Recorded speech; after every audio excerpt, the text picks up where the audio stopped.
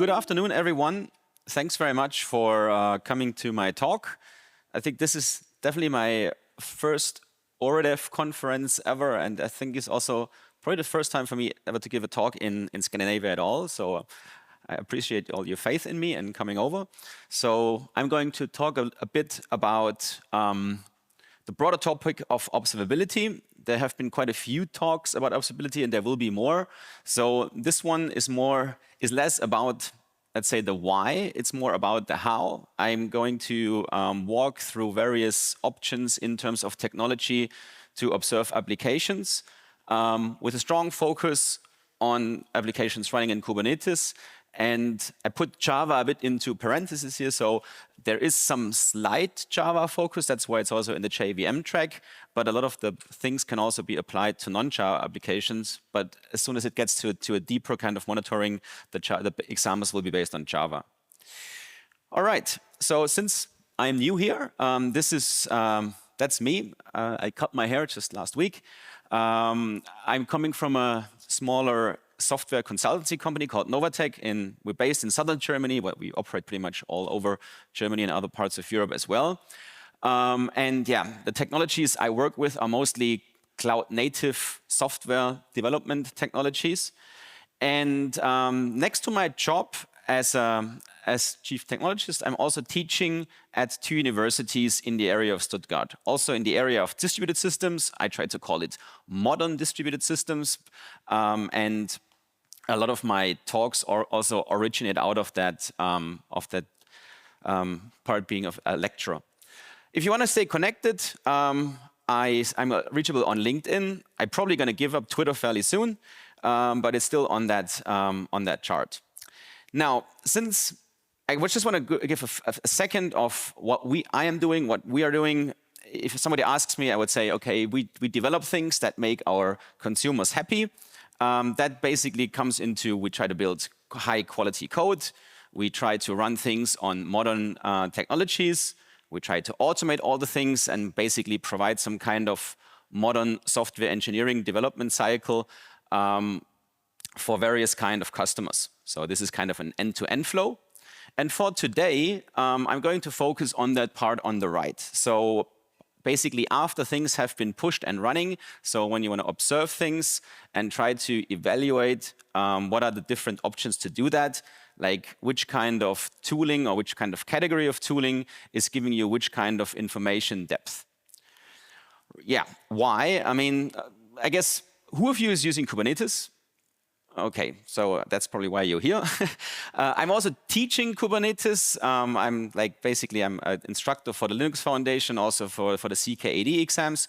And of course, it's people getting started with Kubernetes and also people using Kubernetes for a while will still find it difficult to get like a grip and understanding what is happening in and around the cluster. And that's what I want to try to provide some tooling today to make your life easier there.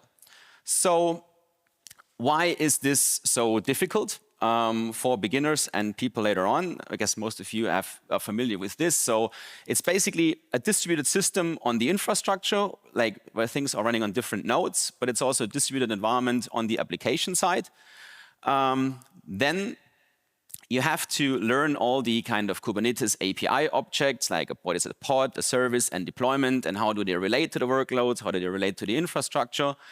And mostly, you always also want to know how do those services connect with each other, not just like monitor them individually, but also see like what are the traffic flows, how do the services connect, the things work basically how you intended it when you designed the system. And that also means you have multiple kind of access points from where you can get the observability information. So you can reach out to the Kubernetes API server.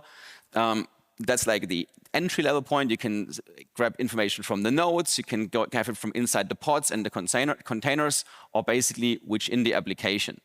So there is no single point of access that would give you all the information that you would want to have. We're going to look into various options here, basically where you can place the agents. And I'm not here to pitch any single kind of technology and say this is the right one. It's more about evaluating how much do you need to invest, and I'm not talking about money. It's more about how much overhead is that in terms of rebuilding the application, rebuilding the container, how intrusive is that, and what are you going to get in return for basically the price you're willing to pay. And hopefully can help you a bit of to find out this is the solution that basically applies to me. All right, so there are plenty of tools. Since you all use Kubernetes, you are probably aware of the Cloud Native Computing Foundation and this notorious landscape. So this is basically the page where all the CNCF projects are listed. And you can see over a time period of 7 years, this is how it looked when it started in 2017. It's a really nice overview of cloud native technologies. This is what we're having today. And there are plenty of tools. So even if you break it down to this segment of observability, there is more tools in there that I could squeeze into those 40 minutes. So we're not going to do all of them. I'm going to show some of them. I'm also going to show maybe some of them which might not be in there, but which I found helpful from my experience. And also basically as feedback to you, if you have the impression after this talk that there is something that you are using that I have not in my talk, please also provide that feedback to me, and I'm happy to include this in future iterations. I've been working on this topic for a while, and it kind of constantly keeps me busy. Now, let's start with the first part, this so-called Kubernetes API. This is when people connect to the API server, which is running on the control plane of your infrastructure, from where you can query information about what is happening in your cluster. This is probably the first point that you accessed when you got started by using the kubectl API. So you have commands like get, describe, logs, debug, and exec to figure out, okay, how am I what does Kubernetes API tell me about those objects? With the logs, I can get application metrics. With exec, I can try to get into the containers and query information from there. So this is like how you can try to get a bit of an understanding what's going on. There are also a set of tools in that area. So there are command line based ones, there are fat clients, there are web-based ones, and a couple of them I want to introduce are called K9s, Headlamp, and Skooner. Most of you have probably seen K9s. This is like, the older people in the room might understand this is like a bit of the Norton commander for Kubernetes. So it's like I can show this live. I mean, I don't have much time, but I can show a bit of things live. So if I do that, it's basically connecting to my Kubernetes context. And here I can browse around and say, for example, I want to see the nodes. I want to see the deployments. I can browse around and get into details and so on. So it doesn't give you anything different than a standard Kubernetes API would give you. It just aggregates and summarizes it, and it makes it really helpful for you to speed up that process, so to say. Headlamp and Skooner are two web-based ones. So these are basically, you install them into the cluster. They just want a token. Let's give them a token. Oh, they're still there. Maybe this still works. So this was a Skooner.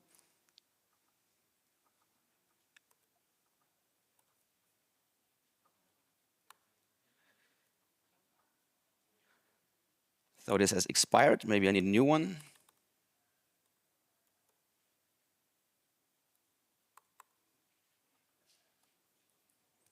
Yeah, I'm afraid with the 40 minutes that I have, I won't be able to demo each and everything. And so I'm just showing this side.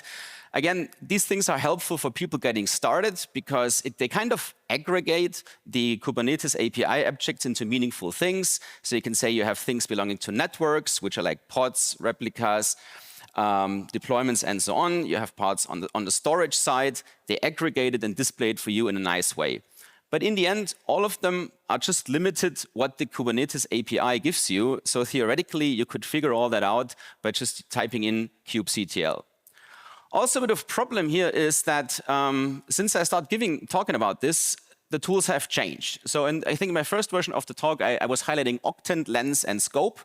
Now, Octant and Scope have been like deprecated from an OSS development. Lens has turned into a more commercial part, and they have a free offering, but the former one is now has a chart with it. So I don't want to pitch any commercial solutions here, but just to say there is a lot, and there's a lot of dynamics in these toolings as well.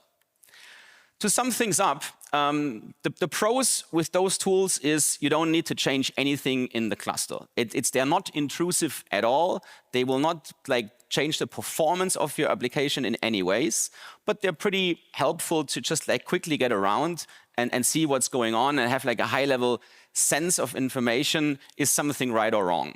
However, you don't have any network insights. So you couldn't really tell a ghost process if the process was still running and not behaving in an awkward way.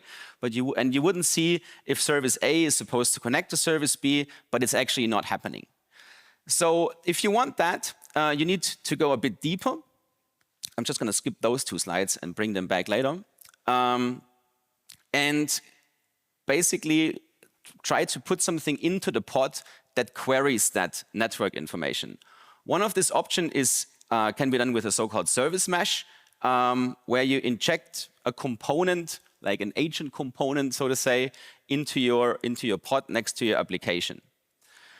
Now, who of you is actually using a service mesh? Not so many. Okay. So when people think of service meshes, they probably don't think in the first place about observability. So they think more about traffic routing, encryption of components, retries, resilience mechanisms, and so on. But there was a surprising query by the company called Isovalent, which brought out a tool called Cilium, when they built this to figure out what are people mostly interested when they use a service mesh. And by big surprise, observability was really one of the #1 things that people wanted to have.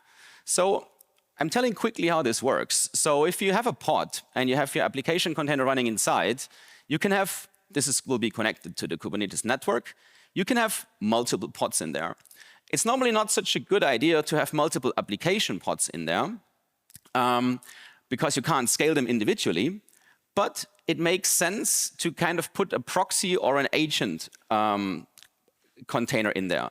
Since all the containers in one pod share the same network address, they can communicate on localhost, so the proxy will always see the traffic that comes and goes to the application container.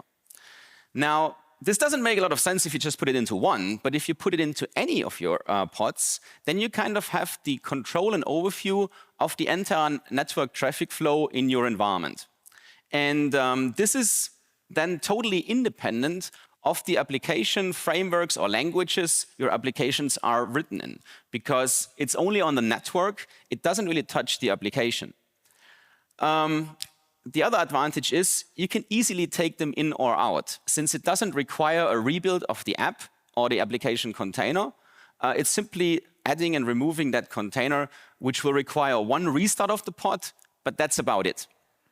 Now, as a side effect, you cannot only control the traffic, you can also see it. So there's a tool called Kiali from the Istio service mesh, which then shows how is the traffic actually flowing, how it is being distributed, are there errors in there, is there latency, and so on. So like a mini application like this would probably not need it. This is an example from the Spring Pet Clinic that some of you might know. It's like a demo application from the Spring framework, where I put the Istio service mesh on it and monitored with Kiali. And there you can clearly see, okay, where are the actually requests going? Do I have different versions of a service? Do I have errors? And things are being highlighted in a different graphic, and different colors. So this is something that also people will understand that have no idea what Kubernetes is or does. So that certainly makes it quite helpful. To sum this up, this kind of service mesh will extend Kubernetes in its limitations for traffic awareness. So Kubernetes has a bit of an idea of the traffic in the cluster, but it can't monitor from pod to pod. And you can basically overcome this by injecting sidecars. However, the downside is you pay the price for that sidecar, and it's not expensive in terms of money, but it can be expensive in terms of overhead. So each of that proxy will have an own memory and CPU consumption, and which is probably even worse, it increases the network hops between the services. So if service A normally calls service B, you would then go from service A to proxy A, from proxy A to proxy B, from proxy B to service B. And this certainly cannot increase the performance. So try it out. It's really nice and really easy to set it up. If it really works for you, this is basically that you have to decide on your own. Now, there's another way to get into the same kind of position of getting the network traffic. And in this time, the agent is basically placed on the nodes. And a technology which has become famous, let's say, over the last 2 or 3 years, is called eBPF. So who in here has heard of eBPF? Okay. Yeah, that was just, who was at the talk of Mohammed just right now? Okay, yeah, I was there too. And he talked about profiling with eBPF, so I'm going to mention that in a bit. So for those who haven't heard about it, let's say the concept is to put the agent on the nodes, but that is certainly not all the way sufficient. So let's take a bit of a detour into the Linux world. So a Linux environment is normally divided into like a kernel space and the user space. So the user space is where we run all of our apps and have all the control and rights to do things. The kernel space is normally limited, and it shouldn't be changed for obvious reasons. You don't want to break the kernel because otherwise your entire system is gonna crash. And eBPF is basically a mechanism to inject live code and run it in the already compiled and running kernel. This is kind of as dangerous as it sounds, but there is a component which is called the eBPF verifier. This will basically check this code before it's being placed into the kernel, that it can't do any harmful things to the kernel. So you can imagine a little bit like putting JavaScript into a web page. It will extend the functionality of your web page, even dynamically, but it shouldn't be able to break out of the browser and basically do harm things on your local system. And if you do things like that, you can grab kernel events. And network events are kernel events. So that means you have like a very low-level access to all the network traffic in your Linux environment. How does this relate to us? Most people know that the Kubernetes worker nodes normally are Linux systems. So there's a Linux on the bottom, just below the container daemon, all the Kubernetes stuff, and the containers. That means if we place that eBPF code in there, we are able to basically grab the traffic flow within the entire cluster. So the architecture looks kind of similar. So we have like a data plane where we collect the things. But in this case, like the edge components or proxy components or whatever you're going to call them, are not running in every pod. They're just running on every node. And normally, it should be the case that you have way less nodes than you have pods in your environment. If that's different in yours, I would seriously question your design there. So this means you have less network overhead and less hops between the calls and have an improved performance as opposed to a pod-based approach. In the end, they can do fairly similar things. So this is a tooling called Hubble UI, which sits on top of this Cilium infrastructure. I think I have this as a live component here as well. So this is my Øredev. So here. So the good thing is, this is like my cluster. I just installed it an hour before the talk. This will immediately say, okay, these are all the namespaces in my cluster. And I can just click into them. And then they will give me like an overview, who is connecting to whom, how is the traffic flow between the components, and so on. And this is automatically happening for all of the components in there. So I have every namespace, like also, let's say the kube system namespace, which is like the central component of your cluster. I don't need to say, I want my sidecars only in those pods or in those pods. Once I have it on the cluster level, it totally doesn't matter. Just to show you this real quick, I'm going back to this one. So if I say namespaces, then, for example, I have the Spring Pet Clinic namespace. And here you can see this 2 of 2. That means they have 2 containers in a pod. So if I go into one of them, then I see I have this actual service and then this proxy for the service mesh. If I go into another namespace, let's say the OpenTelemetry one, I don't have this enabled. So I only have like pods with a single container. There's nothing else inside. And that means if I look from a like pod-based service mesh perspective, I have this tooling called Kiali. And if I go on the overview here, I can see the Spring Pet Clinic is being observed, because in this one I have my sidecar components, but the OpenTelemetry is not, so hence I'm not able to grab any of the traffic there. You can see this as an advantage or disadvantage. In this case, you can say I can granularly select which of the namespace I actually want to observe. On the other hand, you can see it as a downside, because it really means you need to inject all the sidecars into your components in that way. So if I go on that graph right here, I would then see this is my situation at the moment. There is just no traffic flowing. That's why it looks a bit static at this point. All right, what is the time doing? I have a bit of time left. Okay, but in the end, you can export this information that you collect with eBPF to basically different kind of export mechanisms.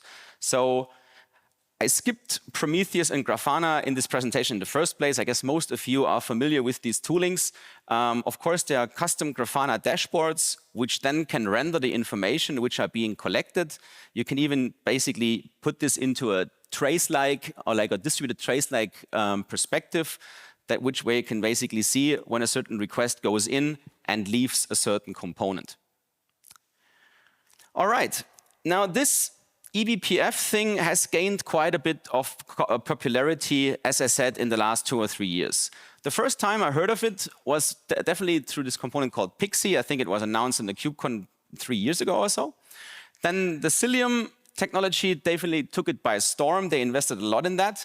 And now there is even like an eBPF landscape next to the CNCF landscape with different toolings for visualizing your traffic, and then also for a thing called profiling. This is the talk that Mohammed just gave, and he showed also like the concept of profiling, where you can really get into the analyze the code execution in the kernel and break it down into individual segments, and also use this for observability purposes. Right now, I don't have any demos on that, and as I said, it's still a very evolving field. But there is a lot of traction in that eBPF world. So I would definitely recommend to you to have this on the radar, because I think there are more things to come. All right, so to sum this part up, here you would say, I inject the proxy component on the node instead of the pod. There's lower latency. It uses that low-level functionality of Linux for Kubernetes terms. And yeah, it's a fast emerging technology within the CNCF. All right, I'm just going to put something to drink in it. By the way, if you have any questions on the way, please always feel free to ask. Good. Go ahead then.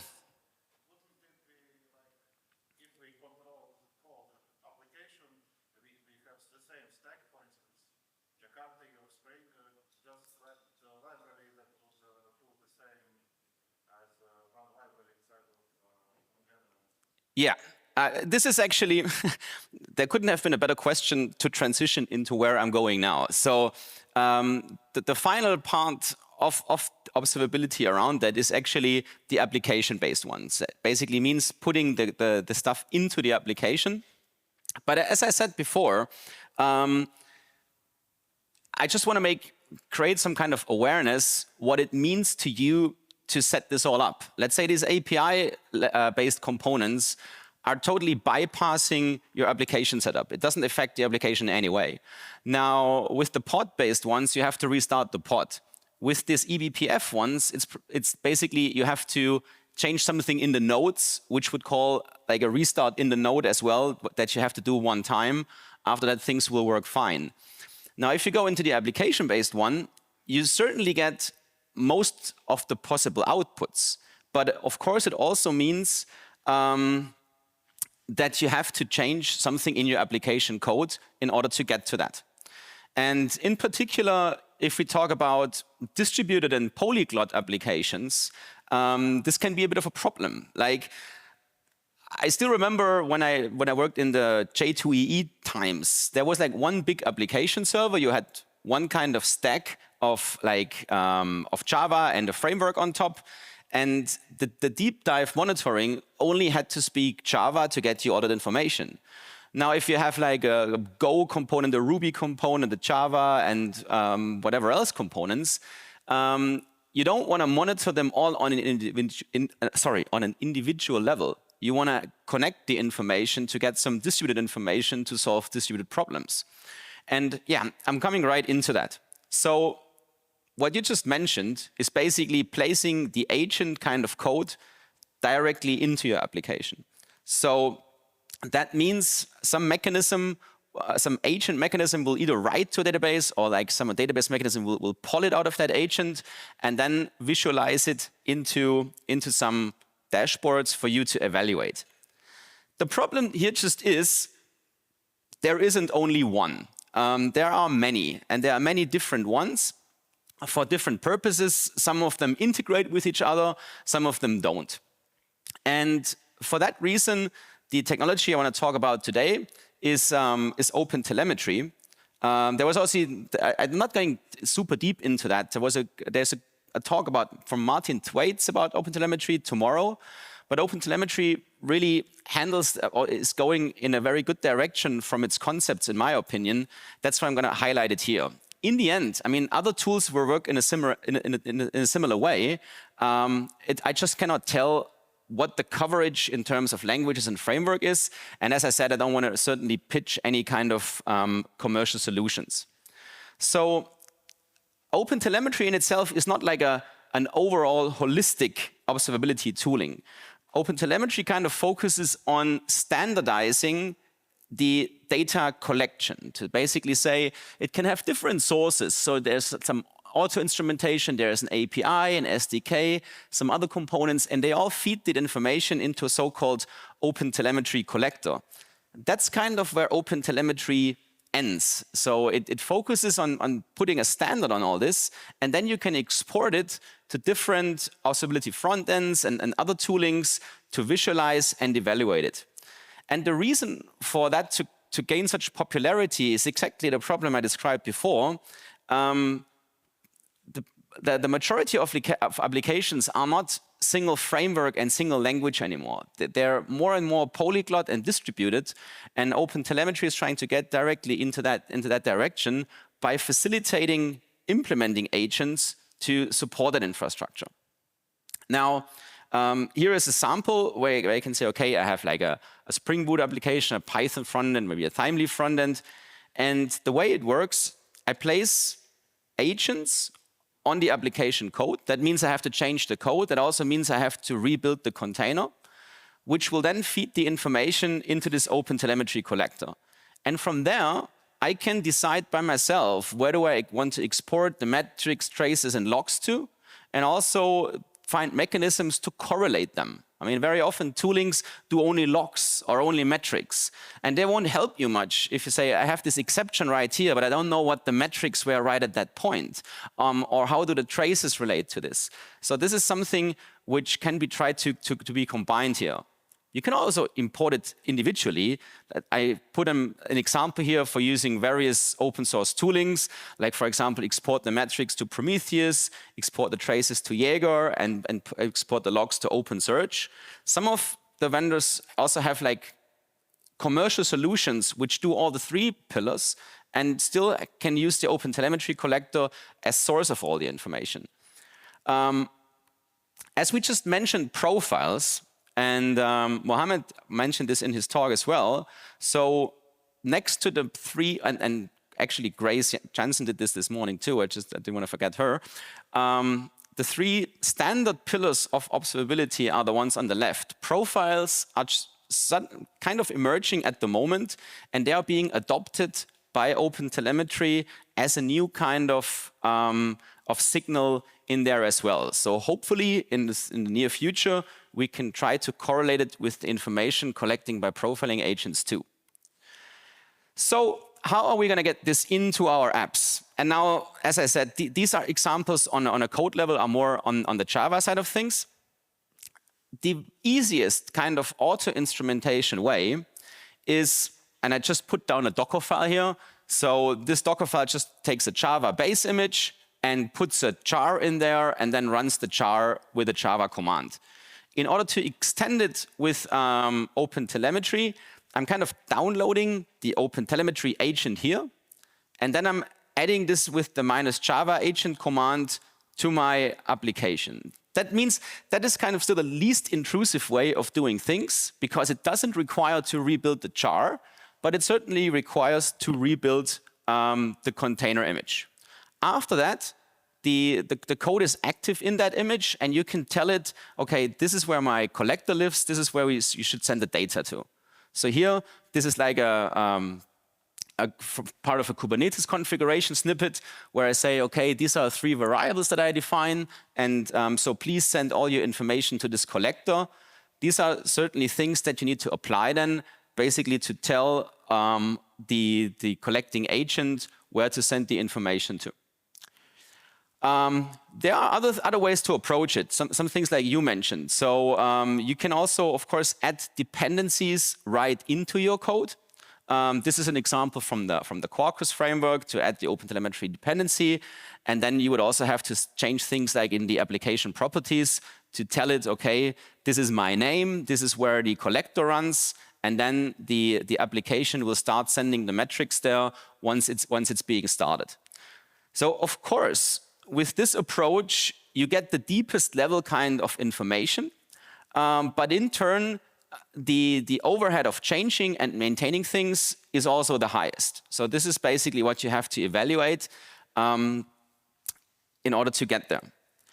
Now, once you are there, you certainly have a broader range of information. So this is a Grafana dashboard with JVM metrics, and you can see here now there's like some heap information, garbage collection cycles, thread usage, like Java-specific things. And these are things that you wouldn't be able to monitor in the same way just from an outside agent. This is something you need to place something in the Java app to actually grab that. Otherwise, this is not possible. Yeah. So going a bit more into the tracing part of things, Jaeger is basically one tool that you can use to visualize the distributed trace, like the traces in general, and then also the distributed traces that are being collected either by OpenTelemetry or other things. And if I say other things, this is, for example, a distributed trace of 2 components, like a front-end component and a back-end component, which is monitored by a service mesh. So it just shows a service mesh is only able to capture the entry point and the exit point of a certain application. It cannot see what is inside. So you can basically only identify slow-running components, but you wouldn't be able to find out what is actually slow within those components. This is the same thing, like the same application, now being monitored with the OpenTelemetry agent, where you can see, okay, now I'm seeing like the Java class names and the method names. And I have a breakdown of all the components and can easily identify where is the slow performing component and where are things going wrong. And also you can see it kind of is able to stitch together automatically 2 connecting components. So here's like the get call going into one application, and here's the get call going into the other. And this is only being done with the auto instrumentation. So there was no code modified. This is just basically using Spring libraries and identifying the edge components like the REST controller and the database statements. Now, and this would be the equivalent thing for a post command. Now, if you want to know more and go deeper into it, so for example, just look at the top method where I say, okay, I'm adding a to-do to a to-do list. And normally I would do it by this out-commented like line to say, to-do repository, save it. Now I added this method called SomeUselessMethod, just to have like a custom method in there, which is not an annotated method by Spring and which would not be detected by the instrumentation mechanism. So all this code would not be like caught by the OpenTelemetry instrumentation. But you can add custom components. For example, let's say this with span and span attribute. They will basically address OpenTelemetry to say, take this method into account and also take this attribute into account when processing the trace information. So after changing it to that, it would show up this some useless method here in the breakdown of the traces as well. And even if you drill further into the details, it would actually tell you what is the attribute that has been passed to this method. So most of you will probably know that some errors are not easily reproducible all the time in the same fashion. But with like being able to differentiate based on the variable settings during execution, you can narrow down certain kind of error behaviors. All right. I guess I'm slowly coming to an end here. So yeah, we've seen a couple of tools here now. And as I said before, I don't think there's one which is better or worse. They are just fulfilling kind of different tasks. And there isn't, I think, if you just put like the OpenTelemetry part in, it would be easy, it would be difficult to get like a high-level overview of things going right or wrong. So mostly it's going to be a combination of things that you can apply. There actually is a web page that colleagues of mine have built called OpenAPM. And here you can try to combine the toolings available in the observability landscape to see, are they able to integrate with each other? How are they speaking to each other? Who can feed into what? And we certainly rely on the companies to give us supporting materials there, but that's at least an attempt to bring some clarity into all that mess which is currently out there in terms of different observability solutions. All right, so to wrap things up, like as you said in the question before, with this approach, you can get into the deepest possible way, down to method level, down to variable level, to figure everything out. Now, you're also able to correlate this with metrics and logs being captured. So this is really good for root cause analysis and finding the problems in your environment, but it can be a bit cause a lot of overhead if you just instrument each and every method. So this is an iterative process that you need to apply to figure out which of the things do I actually want to monitor, where do errors occur, and then adjust it over time to improve your results there. Right, so I hope I was able to give you a bit of an overview of the things which are currently out there. As I said, it is still evolving. It is constantly evolving. New things are coming up. But these are definitely technologies that I work with clients on a regular basis. So I'm not making this up. This is really happening. And yeah, I only have, I think, 2 minutes left. I have most of the things that I showed in theory here running on my machine as well. So if anybody wants to see something live, feel free to hit me up. I'm still here until Friday morning. Actually, 2 more things. I have another talk tomorrow, which is in a similar scope. I mean, this one is not about observability. This is more about what else you can do in terms of distributed applications with Kubernetes, in terms of resilience, traffic routing, and so on. I think it's in the same room, so feel free to come back. Also, with my friend Tiffany, I have done a 3-hour version of this talk on DevFox, I think last year. So in that talk, we installed all the tools and demoed it live. So if you want to go back to any of them, feel free to scan this QR code. It's available on YouTube. I normally say look up by my name, but the name was cut off on the YouTube label, so you wouldn't find it just looking for my name. Anyways, here is the link to the recording and also the slides if you want to look at it at a later point. And with that, I would first of all say thanks very much for listening.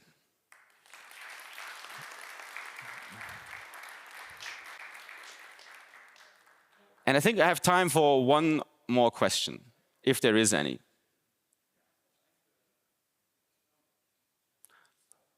All right, then I don't want to take time from your coffee break away. And as I said, feel free to reach out to me. I'm going to be around.